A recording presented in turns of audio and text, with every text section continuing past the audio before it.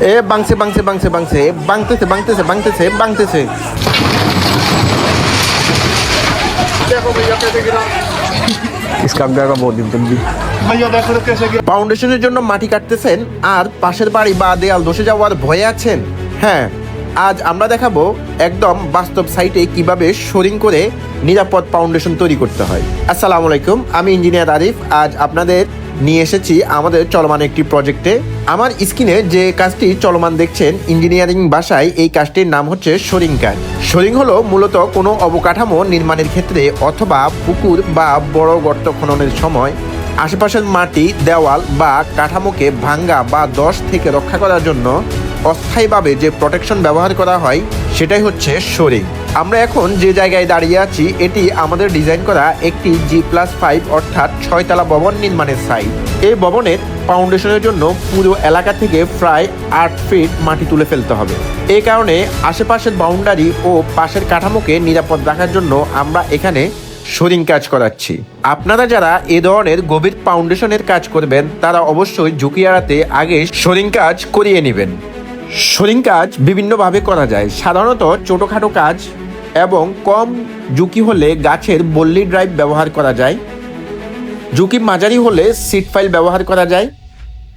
আর বড় বা হাইরাইজ ভবন এবং ঝুঁকি বেশি হলে ভবনের চারপাশে কাস্টিন সিটু ফাইল এবং ব্রেসিং ব্যবহার করে শোরিং করা হয়। মফস্বল এলাকা বা ছোট পরিসরে কাজের ক্ষেত্রে আমরা সাধারণত গাছের বল্লি ড্রাইভ দিয়েই শোরিং করে থাকি। শোরিং কাজ করতে গেলে কিছু গুরুত্বপূর্ণ বিষয় অবশ্যই মানতে হবে। যখন ঠিকাদার নিয়োগ করবেন তাকে পরিষ্কারভাবে জানাতে হবে যে আপনার ডিজাইনের যতটুকু মাটি কাটা থাকবে তার ডাবল পরিমাণের বেশি গাছ ড্রাইভ করতে হবে। উদাহরণস্বরূপ, যদি মাটি কাটা হয় 8 ফিট তাহলে মিনিমাম 18 ফিট গাছের বল্লি ড্রাইভ করা উচিত। গাছের ব্যাস নিচের দিকে কমপক্ষে 6 ইঞ্চি এবং উপরের দিকে কমপক্ষে 10 ইঞ্চি হতে হবে। শোরিং কাজের সময় একটি বল্লি থেকে অন্য বল্লির দূরত্ব খুবই গুরুত্বপূর্ণ।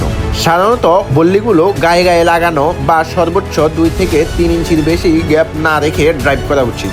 এতে মাটি বের হয়ে আসার সুযোগ কম থাকে এবং শোরিং সিস্টেম আরও শক্ত ও স্থিতিশীল হয়। বল্লি ড্রাইভ করার আগে অবশ্যই 2.5 থেকে 3 ফিট মাটি কেটে আগেই সরিয়ে নিতে হবে, যাতে গাছ যতটুকু ড্রাইভ করা হবে ঠিক ততটুকু অংশ লেভেলে থাকে এবং ফাউন্ডেশনের মাটি কাটার পরেও গাছের বেশিরভাগ অংশ মাটির ভিতরে থাকে। এতে আশেপাশের মাটি, দেওয়াল বা কাঠামো ধসে পড়ার ঝুঁকি অনেক কমে যাবে।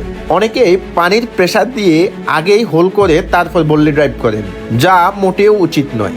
এতে মাটির সাথে গাছের ফ্রিকশন কম হয় এবং ভবিষ্যতে শোরিং কাজ ব্যাহত হওয়ার সম্ভাবনা থাকে।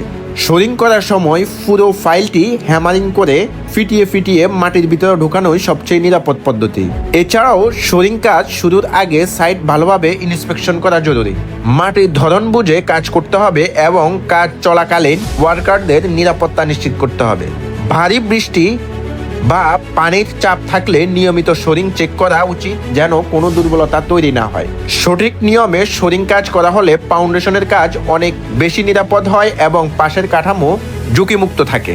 এই ধরনের ইঞ্জিনিয়ারিং টিপস ও বাস্তব সাইট অভিজ্ঞতার ভিডিও পেতে আমাদের চ্যানেলটি সাবস্ক্রাইব করুন। ভিডিওটি ভালো লাগলে অবশ্যই লাইক দিন এবং আপনার মতামত কমেন্টে জানান। ঝুঁকিমুক্ত নির্মাণ কাজের জন্য প্রয়োজনীয় ইঞ্জিনিয়ারিং নির্দেশনা পেতে আমাদের পেজটি ফলো করুন। ভিডিওটি ভালো লাগলে লাইক ও শেয়ার করুন।